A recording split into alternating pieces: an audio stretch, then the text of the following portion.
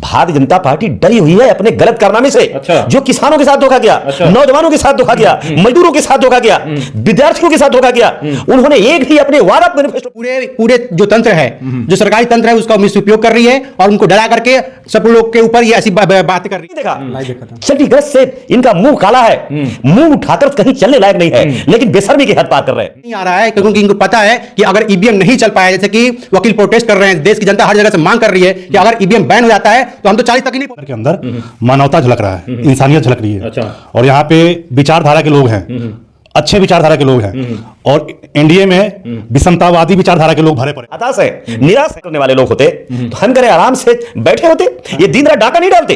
ये देश की जो मर्यादा रहा है, लोकतांत्रिक मर्यादा रहा है, इसको ये तार पार नहीं करते।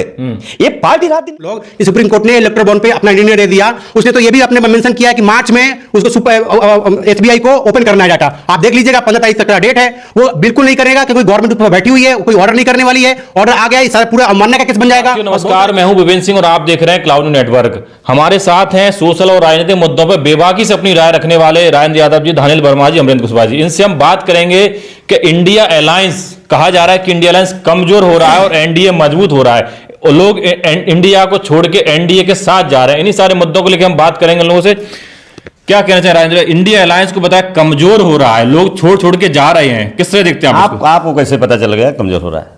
चुनाव छोड़ के लोग जा रहे हैं, जा रहा है, चले गए ना। देखिए नीतीश जी चले गए, जयंत जी भी जाने वाले हैं। नीतीश जी चले गए?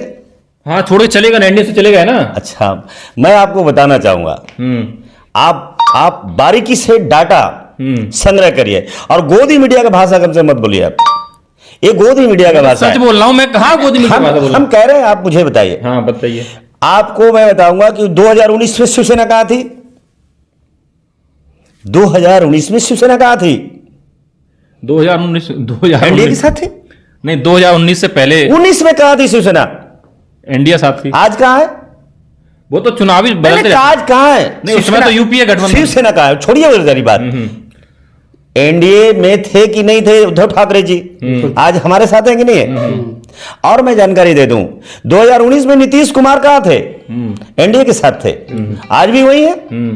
तो आज भी हम कह रहे हैं कि 2019 में जो वोट का आंकड़ा है, आप एक बार देखिए, आप देखिए कि इतना बड़ा गठबंधन बनाने के बाद एनडीए को क्या मिला है, ये किसी से छुपा नहीं है।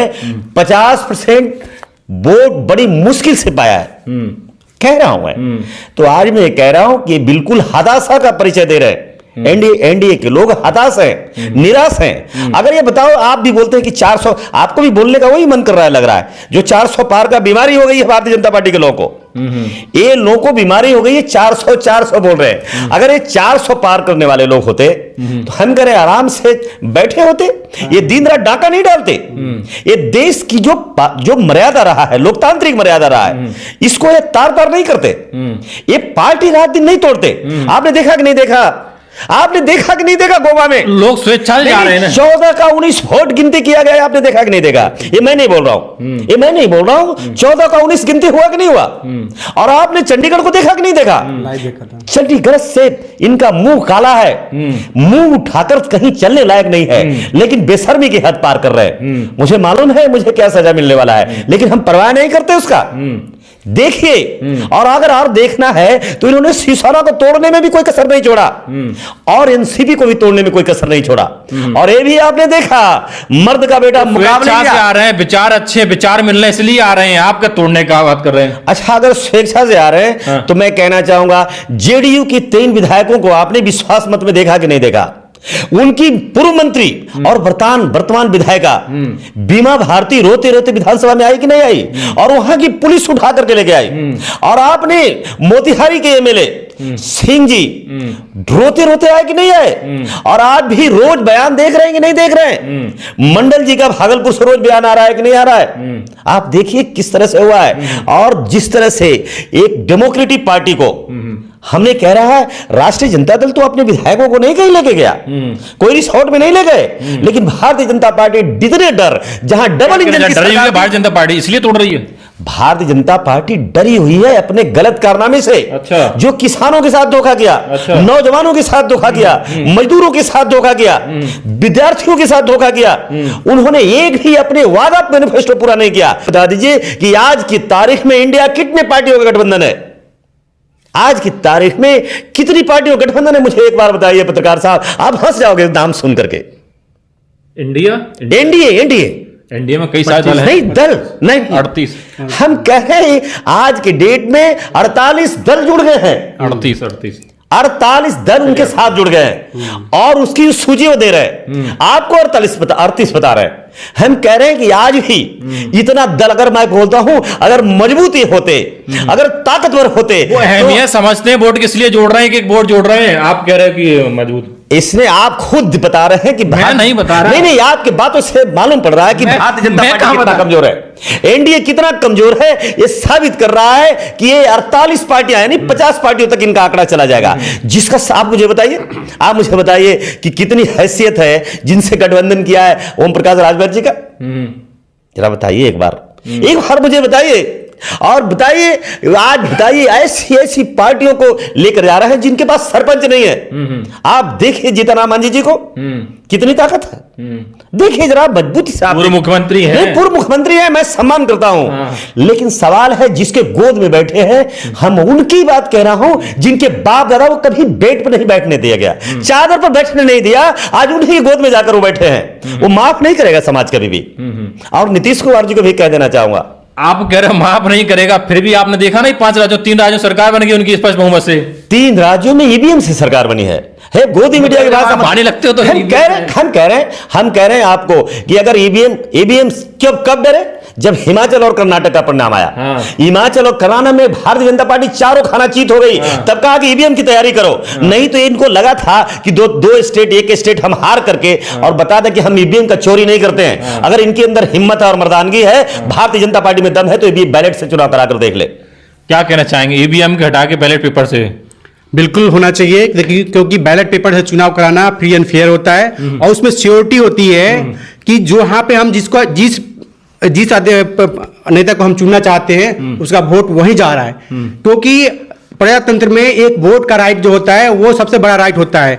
और जब जनता मांग कर रही है कि हम जो वोट चाहते हैं, और जो जनता जो इस प्रजातंत्र में शासन सत्ता के ऊपर होती है, जो मालिक होती है, वो अगर मालिक बोल रहा है कि हम जो चुनाव कराना चाहते हैं वो बैलेट से कराना चाहते हैं, इस सरकार को देने की मुझे दिक्कत क्या हो रही है? तो आप लोग बोल रहे हैं, लेकिन जो लेफ्ट की और पॉलिटिकल पार्टियां वो तो बिल्कुल भी नहीं बोल रही ईवीएम को लेकर। देखिए, ईवीएम को लेकर के पार्टियां नहीं बोल रही है, उन पे उनकी मजबूरी है। अच्छा। उनके ऊपर ईडी और सीडी का डंडा लगाया गया है।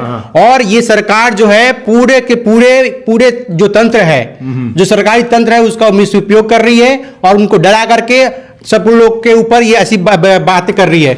आप सारे नेताओं को देख लीजिए, उनको डरा करके पार्टियों को तोड़ के लग रहा है। जैसे सर ने कहा था, अगर इनको 400 पार करने का कॉन्फिडेंस होता तो आराम से रहते और अपना ऐश कर रहे होते। अच्छा। लेकिन इनको तो रात को नींद नहीं आ रहा है, क्योंकि इनको पता है कि अगर ईवीएम नहीं चल पाया, जैसे कि वकील प्रोटेस्ट कर रहे हैं, देश की जनता हर जगह से मांग कर रही है कि अगर ईवीएम बैन हो जाता है तो हम तो 40 तक ही नहीं पहुंच पाएंगे। अच्छा। तो इसलिए मैं आह्वान करता हूं कि जो भी पार्टियां हैं वो साथ में आए, और जो ईवीएम गठबंधन जो है, जो इंडिया गठबंधन है, वो बहुत मजबूत हो रहा है। क्योंकि आप देख लीजिए, दिल्ली में भी एलायंस बन गया है और यूपी में भी बन चुका है। तो हम इंडिया गठबंधन जो है बहुत अच्छा काम कर रहा है, और मेरे को लगता है और बहुत ही विश्वास के साथ कह रहा हूं कि बहुत अच्छा टक्कर देंगे और इनको 200 के आसपास हम लोग रोकने में कामयाब होंगे। सुप्रीम कोर्ट का आदेश आया कि जो इलेक्टोरल बॉन्ड है उसको बैन किया जाए। इलेक्टोरल बॉन्ड पे बात हुई। इलेक्टोरल बॉन्ड सुप्रीम कोर्ट ने कह दिया, चंद्रचूड़ साहब ने कह दिया है कि जो भी डाटा है वो सार्वजनिक किया जाए। इसको किस तरह से देखते हैं? देखने की क्या बात है, भारतीय जनता पार्टी की सबसे बड़ी चोरी बिल्कुल सामने आ गया देश के सामने, और बिल्कुल इसको छुपा कर रखा गया था। ये तो मैं धन्यवाद करना चाहूंगा प्रशांत भूषण जी का, जो इस पर उन्होंने रीट किया, याचिका दायर किया और सुप्रीम कोर्ट ने न्याय देने का काम किया। अभी देश में पहली पार्टी है, हम तो कह रहे हैं कि कांग्रेस पार्टी अपने एजेंडे में शामिल करे सारा विपक्ष, कि अगर आने वाले समय में अगर इंडिया गठबंधन सरकार में आती है तो सबसे पहले जो ये अडानी अंबानी से और जो कारपोरेट समूह से जो चंदा लिया गया है 90% देश में अकेले एक पार्टी जो रेल का, सेल का, जितना भी प्राइवेटेशन का, जो देश जितना भी ये लोन माफ, कर्जा माफ किया है, वो तमाम का जो दलाली का पैसा भारतीय जनता पार्टी है जिससे चुनाव लड़ने जा रही है उसकी जांच हो, क्योंकि सबसे बड़ा घोटाला यह साबित होगा। और भारतीय जनता पार्टी आज जो कह रही है बड़ी कॉन्फिडेंस से कि बिना चुनाव लड़े भी हम सरकार बनाएंगे, अब आप इससे समझ सकते हैं। नहीं बोला ना बिना चुनाव लड़े सरकार, कहां बोला बिना चुनाव लड़े सरकार? उन्होंने कहा हम बहुमत से सरकार में आ रहे हैं। कह रहा हूं कि देखिए, हम लग रहा है कि आपको भी इनके साथ रहते रहते, गोदी मीडिया के लोग के साथ रहते रहते आपको दिमाग खराब कर दिया है। हम कह रहे हैं, बीजेपी के लोग बोल रहे हैं बात कि हम 400 से ऊपर जीतने वाले, अगर चुनाव हो या नहीं हो, यानी ये उनके भाषा है। मैं कह रहा हूं, हम कह रहे हैं कि सबसे पहले आपका सवाल अगर इलेक्ट्रोल बॉन्ड पर है तो मैं कह रहा हूं 90% इसको सार्वजनिक करे प्रधानमंत्री जी। पहले स्टेट बैंक तो कह तो दिया ना सुप्रीम कोर्ट ने कि सार्वजनिक किया जाए, चुनाव से कह दिया ना कि इसको सार्वजनिक किया जाए। आप मुझे बताइए, सुप्रीम कोर्ट कोई अकेला एक ही जजमेंट नहीं दिया है क्या? भारत की सरकार सारे सुप्रीम कोर्ट के फैसले को आज तक इंप्लीमेंट किया क्या? अगर इंप्लीमेंट किया तो मुझे बताइए। क्या आप बताइए, आज भी सुप्रीम कोर्ट का 1000 ऑर्डर भारत सरकार के फाइल में दबी पड़ी है। ये सरकार बिल्कुल न्याय विरोधी सरकार है। ये बिल्कुल जो सरकार है, ये बिल्कुल ये जो है मौका परस्त सरकार है, फिरका परस्त सरकार है और जन विरोधी सरकार है। इन्हें देश से मतलब नहीं है। अगर इन्हें कोई मतलब है तो देश के जो कारपोरेट लोग हैं, जो आज भारतीय जनता पार्टी को दे दिया है टेंडर कि आप जितना भी रुपया खर्चा करो, अडानी अंबानी पैसा देने के लिए तैयार है। लेकिन इलेक्टोरल बॉन्ड से कांग्रेस को, ममता बनर्जी को भी चंदा मिला है। अगर वो इसके विरोध में तो उन्होंने क्यों लिया? नहीं, अगर मिला है तो मैं कह रहा हूं आप ही डाटा दे दीजिए। आपके पास डाटा मिला है, आप दे नहीं मिला। हम कह रहे हैं कि सरकार ने बताया, दे देंगे ना, सरकार का आंकड़ा आया है, एसबीआई का आंकड़ा आया है कि 10% सारे विपक्ष के दलों में बोला है। ऊंट के मुंह में जीरा, ऊंट के मुंह में जीरा। हम कह रहे हैं, हवाला में भी शरद जी बोला था कि नहीं बोला था कि 1 लाख रुपया चंदा हमने लिया है। भारत में पहला एक आदमी लीडर था जिसने कहा था कि मैंने 1 लाख रुपया चंदा लिया है, पॉलिटिकल चाटी चलाने वाला। हम कह रहे हैं, चंदा में क्या अकेला भारतीय जनता पार्टी का राइट बनता है? हम कह रहे हैं कि भारतीय जनता पार्टी का सारे पॉलिटिकल पार्टियों पर अगर बांट दीजिएगा तो मात्र 20% मिलना चाहिए था, जहां 90% चंदा मिला है। क्या यह भ्रष्टाचार है कि नहीं है? और इसकी जांच होनी चाहिए कि नहीं होनी चाहिए? और इस पैसे से वोट खरीदा जाएगा, ईमान खरीदा जाएगा। लेकिन देश का जनता इनको बिल्कुल सजा देगी, बिल्कुल इन्हें माफ नहीं करने वाली है। देखिए मैं ये कहना चाहूंगा इस मैटर पे कि जो पार्टियां जो चलती है वो चंदे से चलती है, तो पार्टियों को तो राइट है लेने का।